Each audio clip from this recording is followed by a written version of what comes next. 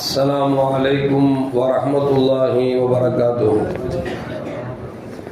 الحمد لله رب العالمين والصلاة والسلام على أشرف المرسلين وعلى آله وأصحابه وأزواجه وذرياته وأهل بيته أجمعين.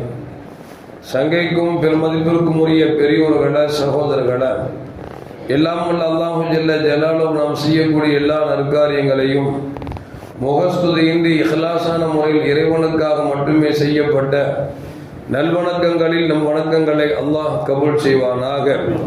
நாம் செய்யக்கூடிய வியாபாரங்களிலும் தொழில்துறைகளிலும் நஷ்டமில்லாத ஹலாலான முறையில் நிரம்ப லாபத்தை பெற்று அது லாபகரமான வாழ்க்கை கொண்டு தம் தேவைகளையும் தேவை உடையவர்களின் தேவைகளையும் நிறைவேற்றக்கூடிய நல்ல பொருளாதாரத்தையும் உள்ள விசாலத்தையும் நம் அனைவருக்கும் வழங்கி அருள்வானாக. கஞ்சத்தனம் என்கிற தீய பண்பை விட்டால் தான் நம்மை பாதுகாத்துக் கொள்வானாக. நம்மை இந்த உலகத்தில் வாழ வைக்கும் காலம் எல்லாம் நோய் நொடி என்று ஒரு ஆரோக்கியத்தோடு அல்லாஹ் நம்மை வாழச் செய்வானாக. அந்த ஆரோக்கியமான வாழ்க்கை கொண்டு அல்லாஹ் ரசூலை நெருங்கக்கூடிய அனைத்து நல்லவர்களையும் புரியக்கூடிய நல்ல முத்தகின்களின் கூட்டத்தில் அல்லாஹ் நம்மை ஆக்கி அருள்வானாக. திடீர் மரணங்களை விட்டும் தீய மரணங்களை விட்டும் நம்மையும் நம் குடும்பத்தையும் நம் சமூகத்தையும் அல்லாஹ் முழுமையான முறையில் பாதுகாத்துக் கொள்வானாக. மருத்துவமனையின் செலவினங்களை விட்டும் வேதனைகளை விட்டும் நம்மை காத்தருள்வானாக. நம்மில் யாரெல்லாம் நோயால் பாதிக்கப்பட்டு வீடே கதி என்றும் ஆஸ்பத்திரியை கதி என்றும் அல்லல் பட்டும் அவதியிட்டும் இருக்கிறார்களோ அத்தனை பேர்களுக்கும் அல்லாஹ் வெகு விரைவில் நோயை போக்கி உடல் ஆரோக்கியத்தை வழங்குவானாக. அவர்களை கொண்டு அவர் குடும்பத்திற்கும் சமூகத்திற்கும் பலன் தரக்கூடிய மக்களாக ஆக்கி அருள்வானாக. நாம் இந்த உலகத்தில் வாழ்ந்து மறைகிற நேரத்தில் லா இலாஹ இல்லல்லாஹ் முஹம்மது ரசூலுல்லாஹ் என்ற கலிமாவை மொழிந்து ஜன்னத்துல் ஃபிர்தௌஸை கண்ணால் கண்டு அகமகிழ்ந்து சிரித்தவனமாக மரணிக்கக்கூடிய நல்வாக்கியம் பெற்ற மக்களில் அல்லாஹ் நம்மை ஆக்கி அருள்வானாக. மரணித்தும் மரணிக்காத இறைநேசரின் கூட்டத்தில் அல்லாஹ் நம்மை ஆக்கி அருள்வானாக. நாளை மறுமையில கண்மணி முஹம்மது ரசூலுல்லாஹி ஸல்லல்லாஹு அலைஹி வஸல்லம் அவர்களின் திருக்கரங்களால் ஹவுதுல் கௌசர் என்கிற தடாகத்தின் நீர் வருகி அன்னாரின் ஷஃபாத்தை பெற்று அன்னாரின் கரம் பிடித்து ஜன்னத்துல் ஃபிர்தௌஸ் என்ற உயர்ந்த சொர்க்கத்தில் அவர்களோடு அல்லாஹ் நம்மை சங்கமிக்க செய்வானாக. எல்லாவற்றுக்கும் மேலாக இறை அன்பை பெற்று இறைவனை பார்த்து பரவசம் அடையக்கூடிய அருளிக்காவையும் அருளாவையும் பெற்ற மக்களாக அல்லாஹ் நம்மை ஆக்கி அருள்வானாக. அருமையான மூமின்கள, மூசா அலைஹிஸ்ஸலாம் அவர்களுக்கு பேரே கலீமுல்லா, அல்லாஹோடு பேசக்கூடியவர் என்கிற அர்த்தத்தை கொண்டது. அல்லாஹோடு அதிகமாக சம்பாஷணை செய்வார்கள், பேசுவார்கள். ஒரு நாள் அல்லாஹ்விடத்தில் கேட்டார், ரப்பே, ஆதம் அலைஹிஸ்ஸலாம் நீ எதை செய்யக்கூடாது என்று சொன்னாயோ அதை செய்து விட்டார்கள். அவர் நின்று வணங்கி உன்னை அழைத்த பொழுது தன் பாவத்தை வருந்திய பொழுது நீ அவருடைய பாவங்கள் எல்லாம் மன்னித்து விட்டாயே என்று சொன்ன பொழுது அல்லாஹ் சொன்னான், ஆமாம், அவர் தன் பாவத்தை வருந்தி மன்னிப்பு தேடினார், எனவே நான் அவருடைய பாவத்தை மன்னித்து விட்டேன் என்று சொன்ன பொழுது மூசா அலைஹிஸ்ஸலாம் அல்லாஹ்ட்ட கேட்டாங்களாம், நின்று உன்னை அழைத்ததற்கு நீ அவருடைய பாவத்தை மன்னித்து விட்டாய் என்று சொன்னால் ஒருவர் உன்னை குனிந்த நிலையில் உன்னை அழைத்தால் நீ என்ன செய்வாய் என்று கேட்ட பொழுது அப்பொழுது அல்லாஹ் சொன்னான், லப்பை, இதோ வந்து விட்டேன், உன் தேவை என்ன என்று நான் கேட்பேன், அவன் கேட்டதை நான் கொடுப்பேன் என்று சொல்லி அல்லாஹ் சொன்ன பொழுது மூசா அலைஹிஸ்ஸலாம் மீண்டும் கேட்டார்களாம், ஒருவேளை சஜ்தாவில் விழுந்து ஒருவர் உன்னை அழைத்தார் நீ என்ன சொல்லுவாய் என்று கேட்ட பொழுது அப்பொழுது அல்லாஹ் சொன்னான், அப்பொழுதும் லப்பை,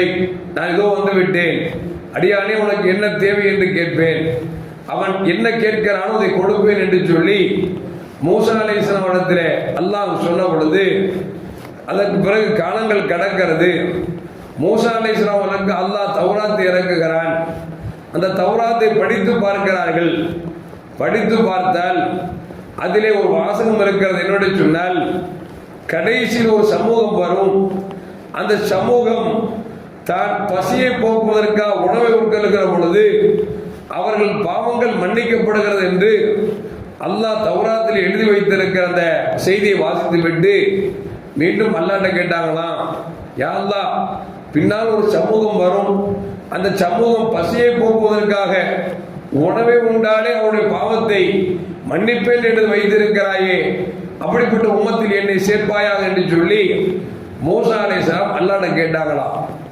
அல்லாஹ்ட்ட கேட்டு சொன்னாங்களாம், மனுஷன் பசிக்கு சாப்பிட்றான், பாவ மன்னிப்பே தேடல, பசி போவதற்காக சாப்பிடுவதன் காரணமாக பாவத்தை மன்னிக்கிறாய் என்கிறாயே, என்ன காரணம் என்று அல்லாஹ்விடத்திலே மூசா அலைஹிஸ்ஸலாம் கேட்ட பொழுது அல்லாஹ் சொன்னானா, அந்த மூமின்கள், அந்த முஸ்லிம்கள் உண்ணுகிற பொழுது பிஸ்மில்லாஹிர் ரஹ்மானிர் ரஹீம் என்று சொல்லி உண்ணுவார்கள்.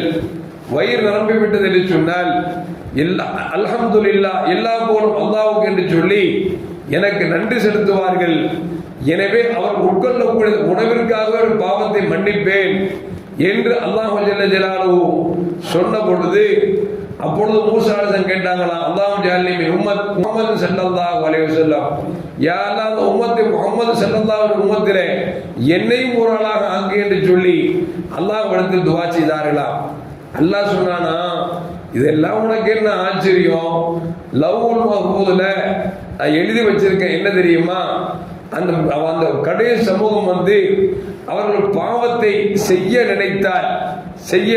நினைத்தால் அவர்களுக்கு நான் குற்றம் எழுத மாட்டேன் என்று அல்லாஹ் ஜல்ல ஜலாலுஹு சொல்லிவிட்டு மேலும் சொன்னானாம், அந்த சமூகத்தை பற்றி நான் லவ்வுல் மஹ்பூதிலே என்ன எழுதி வைத்திருக்கிறேன் தெரியுமா, ஒரு நன்மையான காரியத்தை நினைக்கிறான் செய்யவில்லை என்று சொன்னால் அவருக்கு ஒரு நன்மை உண்டு என்று நான் எழுதி வைத்திருக்கிறேன். ஏன் இதற்கு மேல் என்ன, அவர்கள் ஒரு நன்மையை செய்தால் 10 நன்மை நான் கொடுக்கப்படுகிறது என்று மட்டுமல்ல, அவர்கள் இறை பக்தியை கொண்டவர்களுக்கு 700 மடங்காக நான் பன்மடங்காக உயர்த்தி கொடுக்கிறேன் என்று சொல்லி லவ்வுல் மஹ்பூதில் எழுதி வச்சிருக்கிற அப்படின்னு சொல்லி அல்லாஹ் சொல்கிற பொழுது மூசா அலைஹிஸ்ஸலாம் கேட்டாங்களா, யா அல்லாஹ் இப்படிப்பட்ட உம்மத்தில் என்னையும் படைத்திருக்காமல் போய்விட்டாயே என்று மூசா அலைஹிஸ்ஸலாம் வருத்தப்பட்டார் என்கிற நிகழ்வை கிதாபுகள் எழுதப்படுகிறது. எதற்கு சொல்வார் என்று சொன்னால், அருமையான மக்களே, நம் சமூகத்தை அல்லாஹ் எப்படி படைத்திருக்கிறான் என்பதை யோசித்து பார்க்க வேண்டும். முன்னாள் சமூகம் 1000 ஆண்டுகள் வாழ்ந்தார்கள். ஆனால் அவர்கள் நாம் சொர்க்கத்திற்கு சென்ற பிறகுதான் அவர்கள் சொர்க்கம் செல்ல முடியும்.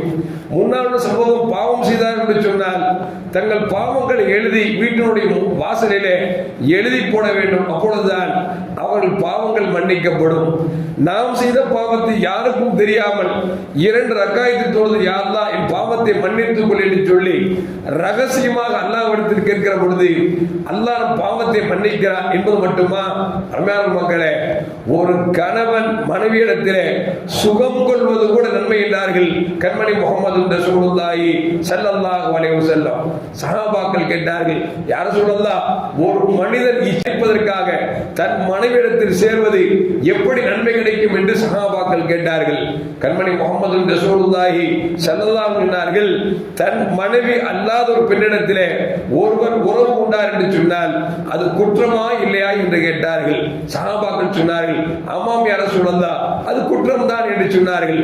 அப்படி என்று சொன்னால் தன் மனைவி அல்லாத ஒரு பெண்ணிடத்தில் சுகம் காணுகிற பொழுது அது குற்றம் என்று சொன்னால் தான் கட்டிய மனைவிடத்தில் சுகம் கொள்வது என்பது நன்மையை தரும் என்று பெருமானார் ஸல்லல்லாஹு அலைஹி சொல்கிறார் என்று சொன்னால், அருமையான மக்களே, இந்த உம்மத்துக்கு அல்லாஹ் எவ்வளவு பெரிய கிஃப்ட் கொடுத்திருக்கான் பாருங்க.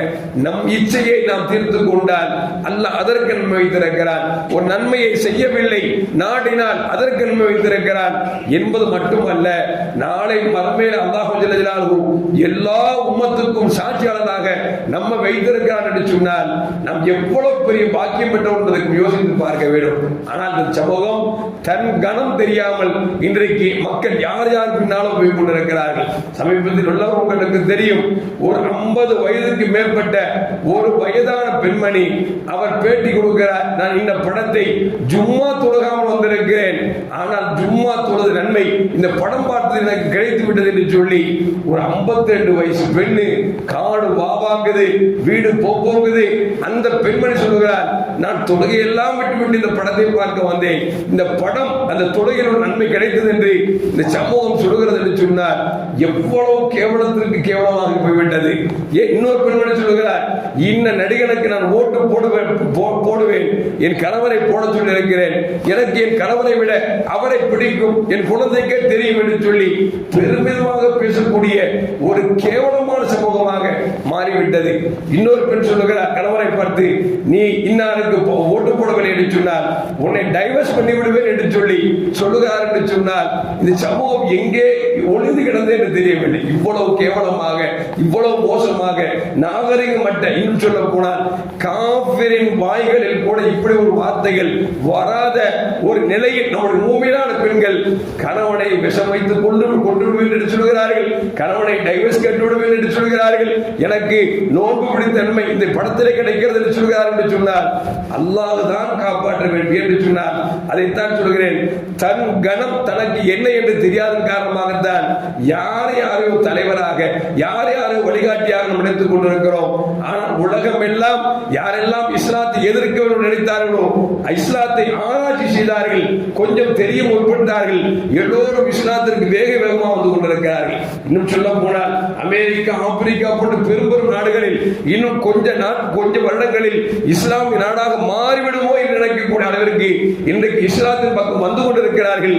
ஆனால் நம் சமூகம் இஸ்லாத்தை விட்டு வெளியே போய் கொண்டிருக்கிறது என்று சொன்னால் அல்லாஹ் தான் காப்பாற்ற வேண்டும். அருமையான மக்கள், எதற்கு சொன்னோம் என்று சொன்னால், ஏதோ உழைத்தோம், வீட்டுக்கு காசு கொடுத்தோம், ஆக்கி போட்டார்கள், உண்டோம், கழித்தோம் என்று இல்லாமல் நம்முடைய மனைவி மக்களுடைய சிந்தனைகள் எப்படி இருக்கிறது, அல்லாஹ் ரசூலை பற்றி பயம் இருக்கிறதா, அவர்கள் சிந்தனை இருக்கிறதா, ரப்பை வணங்குகிறார்களா, ரசூலின் செய்திகளை கேட்கிறார்களா என்பது எல்லாம் ஒரு கணவன் மனைவிடத்தில் இருக்கிறதா என்பதை பார்க்க வேண்டும் என்பது மட்டுமல்ல, எங்கெல்லாம் பயான்கள் நடக்கிறதோ அந்த இடத்திற்கு நாம் அழைத்து செல்ல வேண்டும்.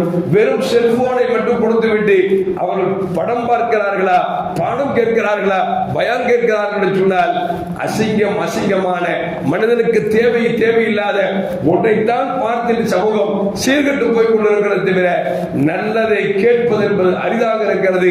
எனவே அருமையான மக்களே, நம் சமூகத்திற்கு பெருமானார் ஸல்லல்லாஹு அலைஹி வஸல்லம் உம்மத் என்கிற அந்த ஒரு பெருமை போதும் இந்த உலகத்திலும் ஆகிரத்திலும் என்று சொன்னால், அப்படிப்பட்ட சமூகம் தன் கணத்தை அறிந்து கண்ணியமாக வாழக்கூடிய நல்ல சமூகமாக அல்லாஹ் நம்மை ஆக்கி அருள்வானாக. அஸ்ஸலாமு அலைக்கும் வரஹ்மத்துல்லாஹி வபரகாத்துஹு.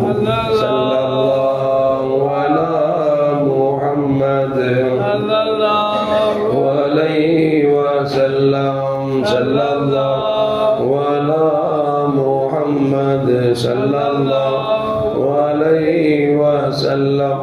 ஸல்லல்லாஹு அலா